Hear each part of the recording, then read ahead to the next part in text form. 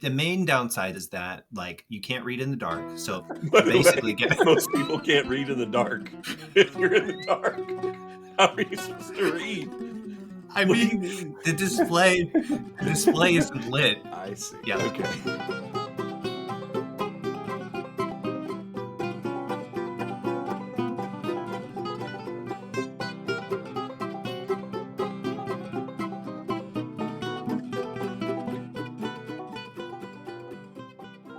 What's the smallest place you've ever lived at? Like besides our childhood home? Yeah. Have you lived in a one bedroom? You lived in a studio? No. You've never lived in a studio, Jeff? Mm-mm. Wow. Jason? I had a room rental. Oh yeah. Where was that? In Savage, in Minnesota. Oh yeah. I lived. When was that? 2007, What? 2008. Maybe not the year. Like, give me the circumstances. You'd moved out of Dad's house. I was out of the parents' house, and I was finishing school. But was that before you and James lived together? Yes. Why were you out of the parents' house? Because some older brother moved in. Oh yeah, that's actually what happened. So yeah, James had moved in. I forgot about that. Okay. James had moved in, and I was like, I can't do this anymore. I was like, what? I was like, yeah, I kind of just want to have my own space, and that's what I did. Is I moved out, and I was there for like almost 2 years actually. Yeah. Okay. As I lived with them. So it was 2008 through 2007 through 2009. Was it a random person or was it somebody you knew? It was a what is it? I think it was Craigslist. They did it when Craigslist wasn't creepy. Right. So you didn't get murdered, obviously, because you're on. No, I didn't. And they were super nice. But went through the whole process, and you forget about these things when you can actually talk to an adult and a human, like that. Other people are humans too, and it's like it's not that hard to just kind of, well, what are you doing? It's like, well, I'm going to school and I'm working full time. And they go, okay, what else are you doing? And they go, that's pretty much it. And they go, okay, here's how much the room is. What was like the age differential? Was it, what was what were the demographics of the rest of the house? So they were a dating couple. Okay. Within 3 years of my age. So it wasn't like that much big of an age gap. Right. Okay. And her younger sister had rented the room.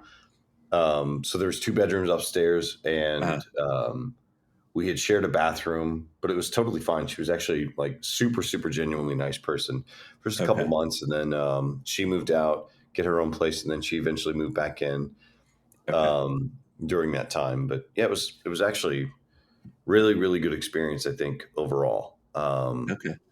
Which was nice. It was like $400 a month, and the bedroom was way bigger, way bigger. It's twice as large. I mean, this is probably a 700 square foot place. You did also in that room put a oversized picture of a woman looking at you while you were sleeping, right? I did. I did. Yeah, that was in that place. It was actually an overlarge picture of Carol Burnett. So Good pull. I was fairly certain you were going to say Roseanne Barr. James, I hadn't thought about some of that stuff in it. We lived together when we were kids, and then you guys have lived together, I guess, 2 different times, right? As adults. I would say moving to Minnesota was definitely not a planned event. It really was stemmed off of Jason, our trip to Arkansas in the spring of 2006, which was a good time for us to bond. That was also the S10 trip, of course, which I'm sure we'll talk about at some point. The infamous tailgate story, which we'll get to in a bit. It's just a little whet the appetite. But yeah, for sure. I came back to Silicon Valley. Silicon Valley, everybody. Yeah, he went to Silicon Valley. Silicon. Yeah. To my job at Big Five. And as you both know, Big Five is the retail management job where they require you to dress in a dress shirt and a tie and work 9-hour shifts, basically. The premier sporting goods experience of Big Five. Yeah, I want to marinate on that for a second. I can appreciate Big Five. Well, I was a customer when we lived in California. Yeah, but you have to wear a shirt and tie to sell jock straps. That doesn't seem and guns. Oh, handguns, right? Yeah. No. That just brings up, did they ever do some kind of promotion where if you buy like a gun, you get a free jock strap, or if you're buying, I don't know what would be the combos that actually, I know we talked about retail stuff Yeah. before, but what was the strangest combination? And then I do want to get back to living situation. What was the strangest combination of items that someone ever bought at Big Fives at once? We did have firearms, but sometimes they were referred to as like war guns, basically like old military rifles that were coated in oil and basically covered in like restorative oil. But for all intents and purposes, they're like fix it. They're equivalent to your car that you bought at the pawn shop. They're like, buy this as a relic, and then you can like learn, if gun maintenance, you can spruce it up and make it like basically fireable or a functional weapon. I thought they only sold new guns. They sold used firearms. Well, they sold what they would call like historical relics. So they would come in. Okay.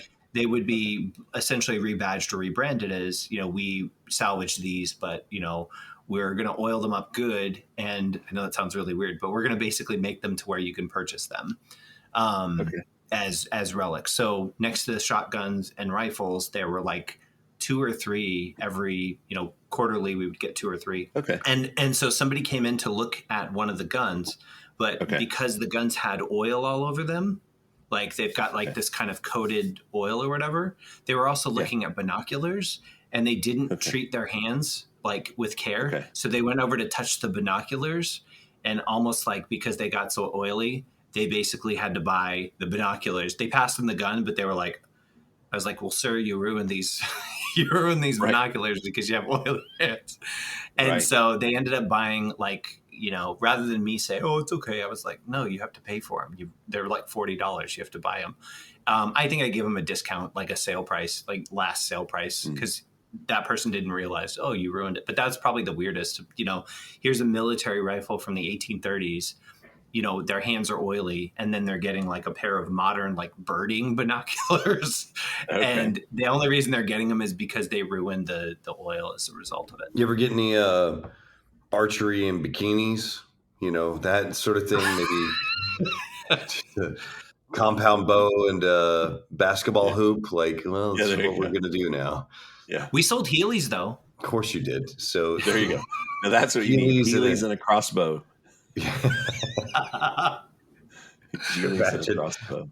Yeah. Welcome to San Jose Memorial Medical Center, where I'm the first surgeon to surgically remove a broadhead from someo's thigh after their Heeley went into a gutter and they detonated themselves. They shot themselves in the.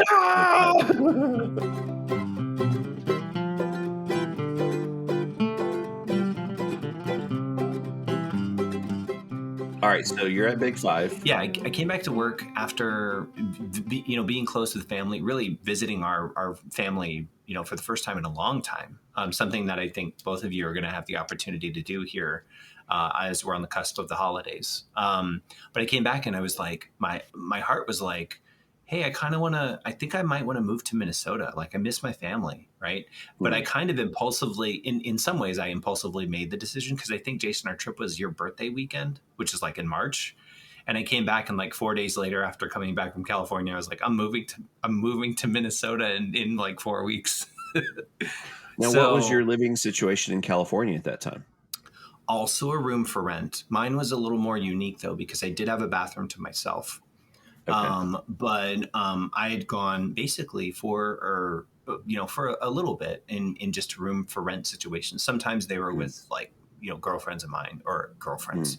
I had one girlfriend back in California, but yeah, like, essentially I would get a room to myself, and every place I went, the room would get a little bit smaller, but I would still feel, just fine. So, moving to Minnesota is like, hey, there's an extra room at, this is me not really thinking through what it's going to do to the chemistry between, my younger brother who's already established, but also like my parents, which is like, that's another dynamic. It's like, now they call it helicopter, but I didn't, I was in my mid-20s. So I was like, you mean boomerang?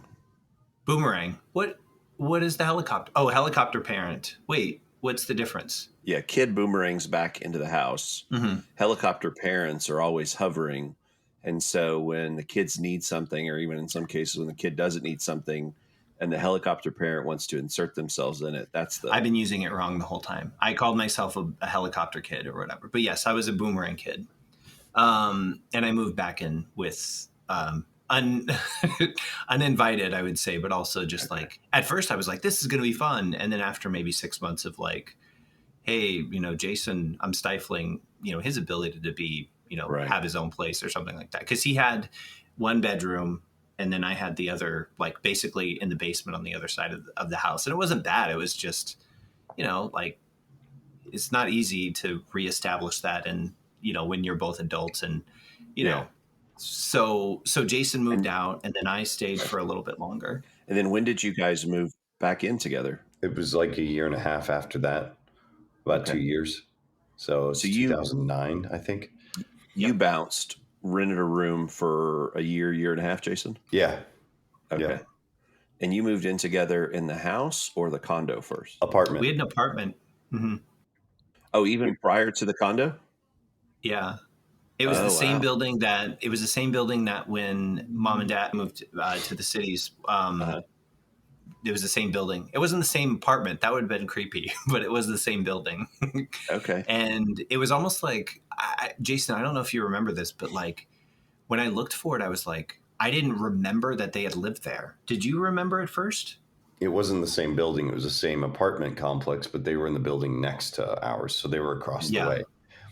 So, but I blanked that they had even lived there in the first place. I totally remember the whole time. So yeah, I just let you kind of live like that. Well, by the way, it wasn't like going there was uncomfortable because dad was like cousin Eddie wearing, like dress shoes at the pool or anything like that. That's okay. Yeah. Okay. It So was then you part guys of the way had through 2010 that we had moved in together. Yeah. Okay. And then we had lived there for a year, and I think we extended the lease for a couple months, if I'm not mistaken. Yep. And then did you get the house first or the condo? Condo. So then you guys took over one of dad's condos, right? Well, we were the first tenants of his condo. Oh yeah. And, and we, James and Dad hastily crafted a bedroom in the basement. Okay. For whom? Now I had the basement James. to myself. Oh. Yeah. And true to form, like, in the apartment, it was also like we each had a room, we each had our own bathroom. But true to form, like, in the basement, I had the same setup, but my bedroom space was like this really tiny. It was literally a 10 by 10. It was tinier than that, but it was. And then what I envisioned was that this open space was going to be for like, I can have like a music studio or like podcast recording sort of thing. So much room for activities. Yeah, it was like all sorts of activities. Okay. And that worked for a year and a year and a half about, I think. And then an opportunity came up to buy a house of my own. I bought it, and Jason and I moved in over there. And yeah, I mean, I would even say like moving from the apartment to the condo to the house, there's never any question that like, hey, at that point, like we know each other well enough, or we've been around each other for long enough that it's like not a big deal. But that first sort of impulse of James is moving to Minnesota, it didn't normally, like, it would be kind of like if you said, Jeff, I'm going to move to Minnesota, I would be like, oh, okay. I would like, is it the right time to tell you that I'm moving to Minnesota? I would be excited, but then I would also be like, in my head, maybe Jason, you felt this too, but like, I'd be like, how much time does he actually want to spend with me? Like, does he want to be closer to me and that sort of thing? It's now time to tell him that you're moving into his apartment. Nice. Awesome. On an unrelated note, Karen is moving back to California. Wow. No, I'm saying because this apartment is I get it. Up. Yeah, this apartment is not really set up for 3 people.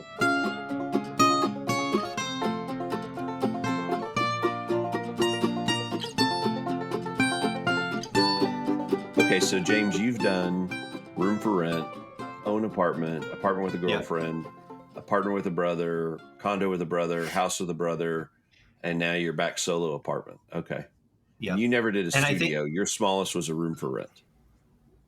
I did do a studio. I actually did a really tiny studio in San Jose. Is that in Silicon Valley? $7,000 a month. Yeah. It was expensive. And I think in now Silicon it's Valley? 17. Silicon Valley. It was actually in San Jose. It was on the edge of San Jose. Right there on the edge. It's still part of the valley. But it was basically divided in. So I would say it's like maybe just call it 40 by 20. That's too big. Anyway, it was like divided into 6-pack. So it was a 6-pack. So one can is the bathroom. One can is like a walk-in closet, very generously, but it's literally like that's the only storage space. Then one can is the kitchen. So it's a very tiny kitchen.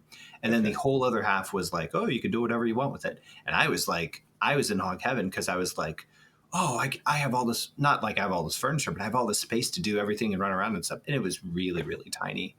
But I do remember my most favorite, like, I didn't have a car at that time. So my most favorite like piece of furniture was a screen, like vintage, basically crappy, Lazy Boy that I found at the Salvation Army, which was within walking distance to my apartment. And it was like maybe $10 or something. And I was like, oh man, $10. And I was like, oh wait, I don't have a car. So sure enough, what do you think I'm going to do? Right. So of course I'm like, I'm going to buy it. And they were like, do you want to pull your car around? I was like, no, thanks. And so you can just imagine me like hold on, walking. Hold on. How are you walking a Lazy Boy? Because is it one that reclines and everything? Like yes. Yeah. Okay. Oh my God. When people move like reclining sofas or sectionals, like they always come undone. How did you walk with a Lazy Boy? I kind of bear grabbed it and lifted it as best I could, and just tried to like waddle my way back. I mean, I think I was in like better upper body shape at that point, but the truth be told, I was young. So of course I'm going to have like the adrenaline and energy to be like, I can carry this. I look like a freaking idiot, basically. I'm just like walking. Can you imagine the people driving by are going like, what the hell? I think that guy's got a Lazy Boy on his back. Wow. Yeah. And thankfully it didn't it had one of those firm recliner sticks. Right. So, like nowadays it's like if you like breathe on it, it's going to recline back or whatever. Open. Yeah. Yeah. This one was like spring loaded. So thankfully I didn't have to worry about it.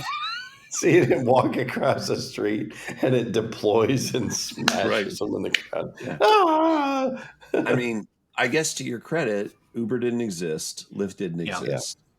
You can't really call a cab. I mean, you could have, but wasn't easy. I guess the only other $20 to deliver it. Yeah. No thanks. Do they do that? No, not at the Salvation Army. I mean, the closest thing would have been the Lucky. Did you have gotten like a Shopee card or something? Yeah, like Lucky. There's a grocery store just kind of across the street. So I could have been like, can I borrow this for like 30 minutes? And they probably would have said like, no. Yeah. But could you imagine that your neighbor is the person that brings this old ass recliner down the stairs, nearly dies, to throw it in the bed of a truck, to take it down to the Salvation Army, only to see you walking down the street, going back up the same set of stairs. That'd be great. Like, what in the hell is wrong with this guy? Wow. He should have. Okay. I had the ad on here for $4, and nobody wanted my $4 recliner. It was a good experience to have, and I'm glad I didn't do more furniture that way. Like most of the other stuff that I had, I think it was not long after that I got a car, or I got a girlfriend with a car, which was great.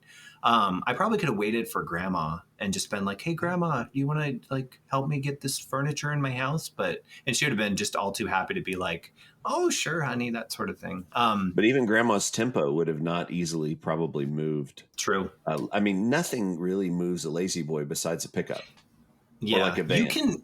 Yeah, you could. I was thinking like maybe you could wedge it because it was like I think it was pretty cool, but it was like puke green. It was itchy wool. It was not what people would say is like, oh, I want that. That's going to be super comfortable. I was like, hey, I'm on a budget here, and like I don't have a place to sit and eat while I watch my 18-inch bubble television or whatever, or whatever, before streaming or whatever.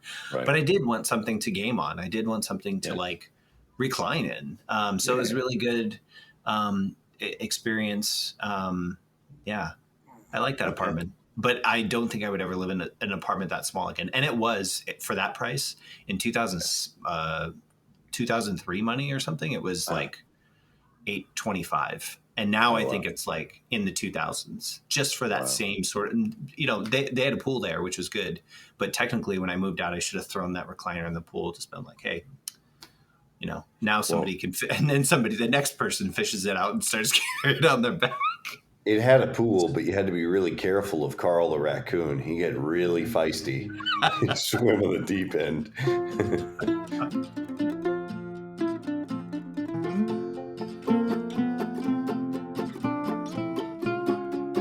So Jason, you effectively have the same living situation as James, just minus your own studio with a cumbersome, heavy, itchy lazy boy, correct? Yeah. Yep. That's exactly it. I was excited because I had a small desk in my room on the end of my basically futon bed. So I was kind of like sleeping on the floor essentially the majority of the time. And then I got a real bed. And then I realized, ooh, this is not good because I didn't have any room in that room. Right. Just when I kind of moved back into or moved in with James. Yep. So. And I've done apartments. I've never lived in a studio. I've done 3 different rooms for rent. There's one that's fairly memorable, and then otherwise it's been either homes or apartments or whatever. But the rooms for rent are memorable for a few reasons. So when I moved from Texas to California the first time, I remember I was like, getting ready for my house hunting trip. And I was like, oh, well, I have a 2-bedroom, 2-bath apartment here with a roommate in Dallas. And I paid at the time like $889 a month. I was like, so, it's only a few years old. It's got a full-size washer and dryer inside the apartment. Yeah. It's normal, comfortable, whatever. Yeah. And normal at that time. And so I'm like, yeah, I guess I'm going to have to pay a little bit more if I'm just living by myself in Southern California. And so I'm like, all right, well, let me see what I can find for $800 at the time in Orange County. Or maybe I started at $700 and it said nothing. I was like, well, that's kind of weird. Mm-hmm. So then I pushed it to $800, nothing. Then I pushed it to $900 and it said 55 and up community. So age verification. Then I pushed it up another $100 and it was income verification required. So you have to be below a certain income level to qualify for those apartments.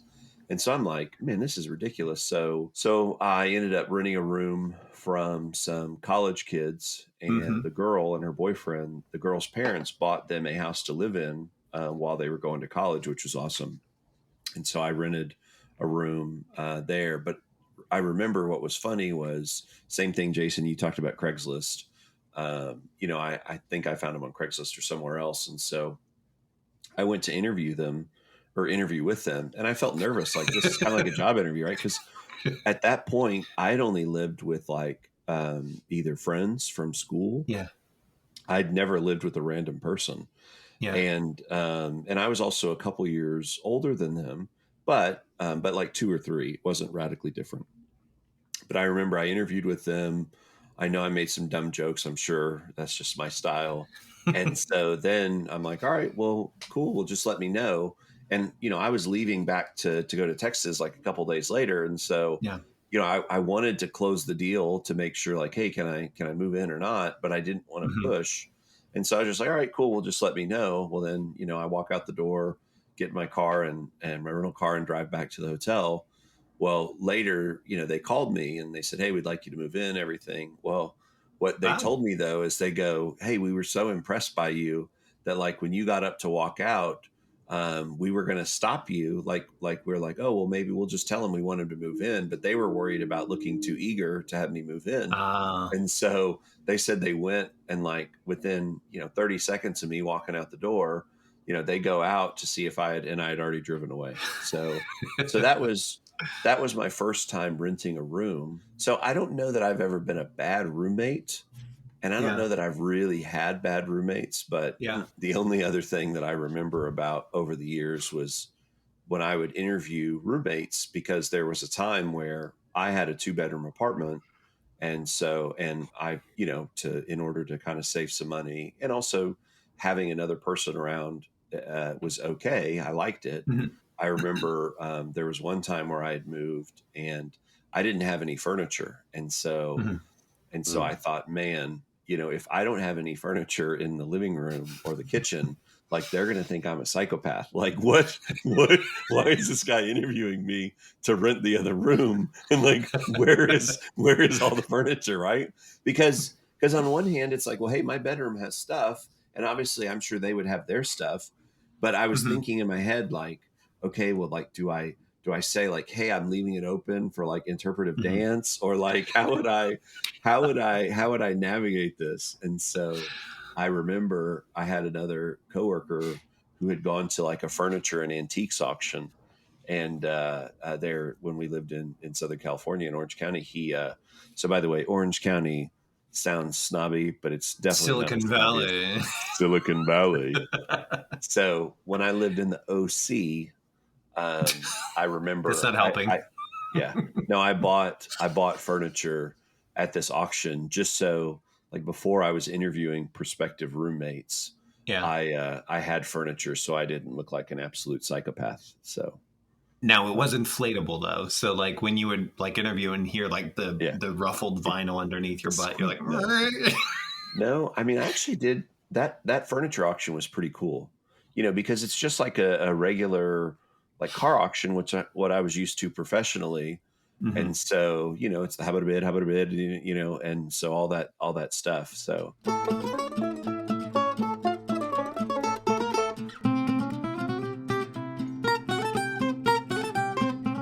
Speaking of auctions, like I've obviously been in the sports card side of things, so auctions are familiar to me as well. Also video game auctions, and I would even say, like, we talked about, or I mentioned Salvation Army, and now Goodwill is cool. I did recently get some old tech restored. I bought like an old Kindle keyboard. Hold on a second. An old Kindle keyboard. What? So Kindle, so Amazon, now they've got Fire tablets. What? Go ahead. There's some levels of obscurity, okay? James is the person who had a Sony Xperia phone. In fact, he has had two. I still have it. It's right behind me. I have my X10 Xperia. And when he threatened to cut him off, the Sony executives called me personally and said, we're going to break your brother's legs if you don't make sure he keeps using that. I was like, whoa. Wow. That escalated quickly. It totally did. I was like, let's be reasonable here. Wow. Okay? What if we get him some level of Android? And they said, look, if he buys a Kindle, make sure he buys a Kindle keyboard to rebuild it. Right. Yeah. Our brother is literally, James, I love you, but you are the physical and human embodiment of Wall-E. I don't understand how you find stuff and you make it your treasure. There it is. Wow. Yeah, but the camera's 15 megapixel. I mean, come on. Okay, what was the benefit before you get back to your Kindle keyboard that you're restoring? And so when you're saying Kindle keyboard, for those at home that again have not given up multiple episodes ago, for anyone that maybe they can't reach their phone or their computer or whatever device they're listening to, they can't turn us off. So if you haven't turned us off yet, James, when you say Kindle keyboard, you're talking about the first generation of Kindle e-readers that had a physical keyboard, correct? Third generation. Okay. All right. So like that's the Kindle keyboard. Future 3 version. I see. Of the Kindle. But back to your Sony. Okay. So back to your Sony phone. Okay. So why did you insist on buying Sony phones? What was the What was the unique selling proposition for the Sony phone? What caught your attention? It was the camera. It was Google. I think they had a good camera, and it was also like I didn't want to go mainstream with iPhone. I wasn't into the iPhone. I think I had an iPhone at that point, but I was like, I know what it's like. And then rather than go full Android, I was like, well, I'll try the Sony one because it's better. What's a worse operating system and GUI and icon palette? Yeah. How about Sony? Let's do that one. When BlackBerry is just too damn fashionable. Right. Let's go Sony. You looked at that at the soda aisle at the grocery store and said, Coke, nope. Pepsi, It's got to be Diet RC Cola for me. A Sony phone is the Diet RC Cola of phones. So I wouldn't even give it that much credit. I'd say it's the green Zevia cans where you're like, who the hell buys this? Well, I have a Zevia can in my fridge right now. So. Of course you do, because you're waiting for James to come and visit. Pretty much. Absolutely. And to be fair, they were out of Big K that day, so I couldn't. What about Dr. Thunder? There's another one. Yeah. All right. So James, so you're buying not obsolete. You're buying vintage tech to restore or restored. So Amazon did end support for this device, basically. So they say all the old Kindles. The reason why I got it, the two main reasons are hold on, finish your thought. But when you say all the old Kindles, you can't just trail off like James, Jason, and I are like holding on for the rest of that sentence. All the old Kindles and all the old Kindles that they supported in the past, like prior to 2013 or something like that. So meaning you can't download new books. You can. Okay. You can, but you have to do it manually. Or do you have to go to some sketchy dark web to like some BitTorrent? No. You have to. So you can this still gets on Wi-Fi, and you can still send stuff to it, but you have to connect your. I can't go to the Amazon store and buy digital books here from the device anymore. Anyway. But I can still read it. So, Jason, this is, by the way, this is our wonderful brother that we love. Yes. Hooking up like a 1980s dot matrix serial port to his Kindle so he can download books. Okay. So you can put new books on it. But what's the downside? The main downsides is that you can't read in the dark. So if you're on a phone, you can use the Kindle app. Most people can't read in the dark. If you're in the dark, how are you supposed to read? What do you mean? The display isn't lit. Newer Kindles, they have backlit, basically. So this is the one that's display. I see. Yeah. Okay. In 2011, this was a cool thing. Okay. Wow. But when I bought it, I think in 2013, I bought it new and I was like, oh, this is really cool. And the two features that it offered that didn't come with any other, even cell phones, I wasn't really into. Like, I don't even think there was a Kindle app at that time. But the two things they offered were music playback. So you could put music on the Kindle. But then they also do text to speech, which is cool, right? Like, essentially. Like speak and spell kind of thing?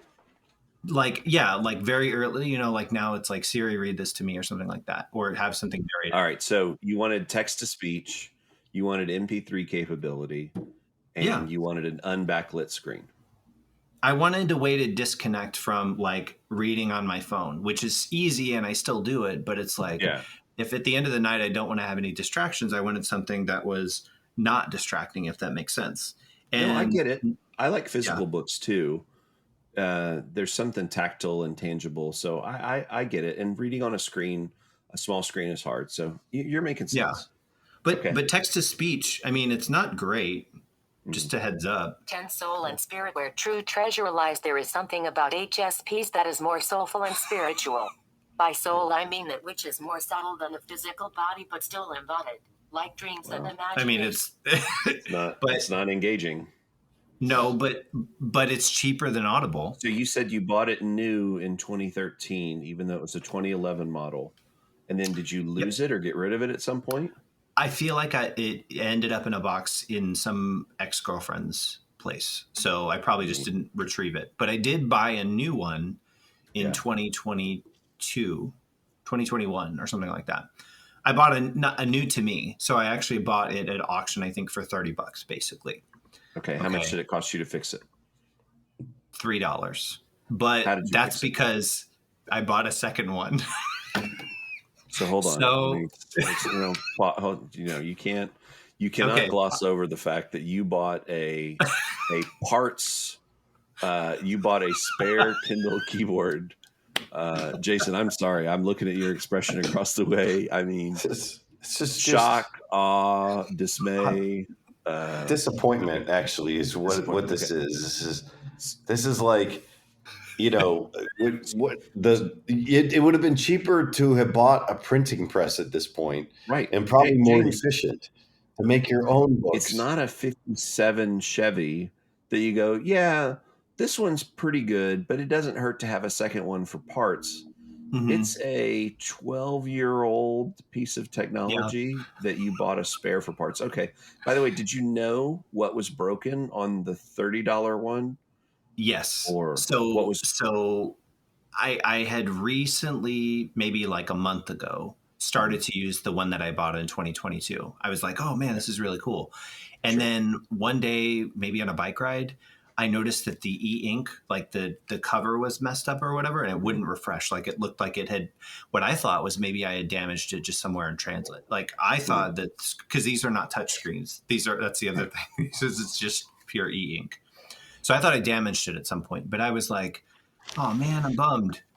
Should I look for another one for $30 or should I take a chance of getting something that's like used for parts that isn't guaranteed to work and go from there? So that was when I made the switch like 3 weeks ago. I bought it. I won it at auction basically. And so I won it for $3, but shipping was $11. So. Wow.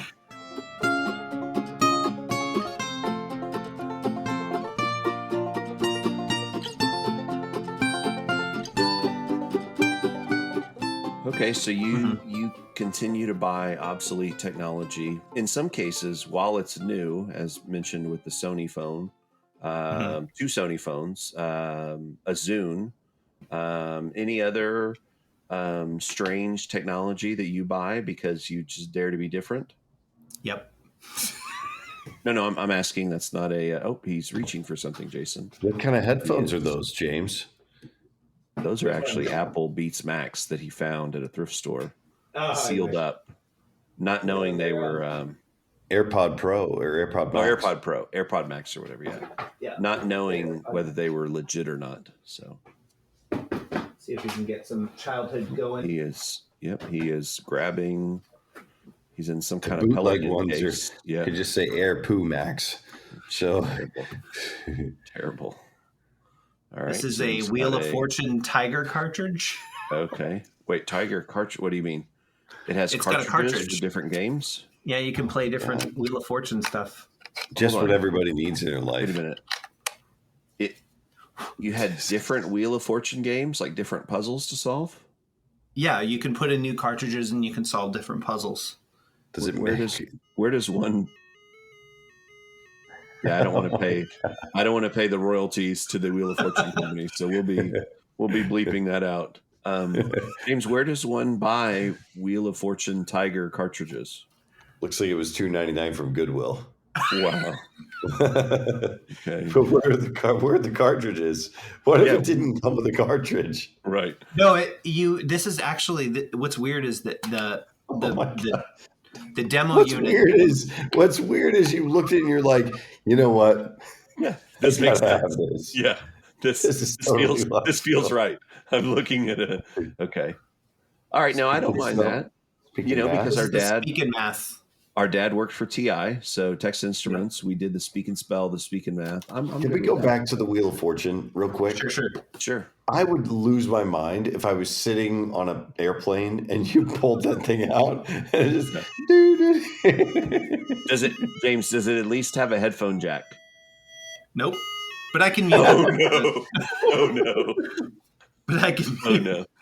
I can mute the bat or the volume or whatever. 4 AA batteries. This is more than a Game Boy. Oh my gosh! It's so inefficient. It's so inefficient. Right. Like, right. It is. Yeah. You imagine being the director like of the toy company that made that, and they're like, and we're gonna sell 6 million of these things, and everyone's gonna be playing Wheel of Fortune. Well, Yeah. Look, Brought to you by Bandai or some random. Is it Hasbro or who's the Tiger? So Tiger was big. Yeah, Tiger did the football and all the stuff. Okay. What other vintage obsolete tech do you have?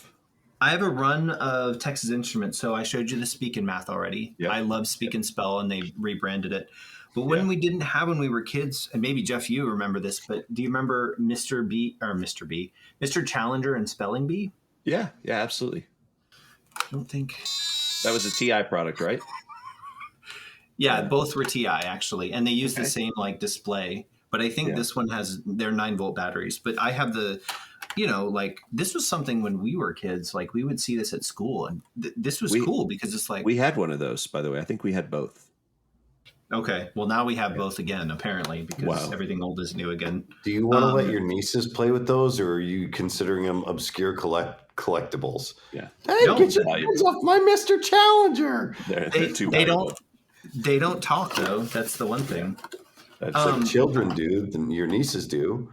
They do. That's true. Oh, you're talking about. No, I'm saying the toys. Okay. Yeah. Yeah. I don't know if these batteries work, but this is the other one. What is this thing? Mattel World Championship Baseball. What? It's 6 C batteries. Yeah. It's like you could power 3 mag lights or one baseball electronic game. But you just push the buttons. But it says an old like Mattel baseball. But how does it work? I don't know the batteries in it, but basically you one person's the batter and one person's the pitcher, and then they basically swing. They're like head to head. The button to bat, basically, and then it simulates what the base run. It's horrible. And also another one where you can't turn off the sound. I don't know if I should show this last Jason, that one, if you really want to make sure that no one sits next to you in the middle seat on the Southwest flight. Wait, what is it? Take out that baseball one and go, would you like to play a game? And they go, no, I don't want to play a game. Wow. The battery's more expensive than the game. This is the last one. I don't know if I should share it, but I'll share it with you and we'll see what we think. So this is it's not an adult toy. I'm okay. No. It's not, but it is James, a weird one. Look, that's not one that we want to see. Wait a minute. James, don't buy a personal massager at Goodwill. That's not appropriate. That's the Donda thing, right? That you this is the stem player. I guess it's still charged. I'm not going to play it because it's also copyrighted, but it does cool stuff. I mean, you can kind of see. I won't play the audio, but you can kind of see it does like cool stuff. You showed me this before, Jason. You saw it too, right? Yes, Donda. I think it was the Donda, right? You're all in on weird and obsolete tech. I mean, maybe it's also the retro gamer in me, but I just love having them. Like sometimes it's cool to have it around, but it's just neat to just give people an opportunity to talk about my Kindle keyboard or like my Wheel of Fortune game. And I used to have them on display, but I ran out of room basically. So yeah. Well, plus inviting people over to a studio apartment to look at obsolete tech is just, would you like to play with my game? No, I would not. Sir, I found a rabbit hole for James. Yeah, because I know it will happen. how he can find different. It's a Oh. Wikipedia page on a list of battery sizes. Nice. And so next time we get to his house, it's going to be, did you know that this battery is the same in South Africa as it is in Brazil, as it is in only the Pacific region of Macau? And you're like, okay, sure, James. There's a 4A? Oh, 4 AAA? It's a 4A battery? Quadruple A? All right. I mean, James, you have your own e-waste recycling business in your apartment, which is fantastic. Absolutely. Fantastic. So what's going to happen is we're going to see a turf war outside of your apartment between the Sony executives and the EPA figuring out who's causing more damage to the environment. Right. If it's you or if you're doing good for the environment by buying Sony obscure products and different obscure products. So how close are you, or how close have you been to buying a Newton tablet? Or is it because a Newton PDA? Because you went down the obscure tech. Do you own a Newton? I don't. Have you bought a Newton before? I haven't. But that's only because I think the main reason why is because I'm not a big Apple person, but I got a lot of dead tech that is kind of in the periphery. Like I've got, there's just way too many. I have been thinking about like trying to get rid of it because I also bought a mandolin this week. I don't have it on camera. It's not arrived yet, but I bought a mandolin just like Bruce Hornsby. Yeah. Meaning the guitar-ish instrument, right? Yeah. Yeah. But I have a mandolin as well, the slicer. Oh, yeah, the vegetable slicer. I'm working my way through the dictionary. I'm at M now. So finish mandolin, then I'll get on to then I'll get to Newton. One day you'll own a Palm Pilot. Yeah, exactly. One day. Yep. I had a Palm Pilot. Or I guess, you know what I had? I had a Palm Trio, I think. So. Oh. Yeah. And I had a BlackBerry. Yeah. I had a Palm Trio. I had a BlackBerry. I had a Nokia 2600. I had a Nokia 88 something. Razors. I never had a Razor.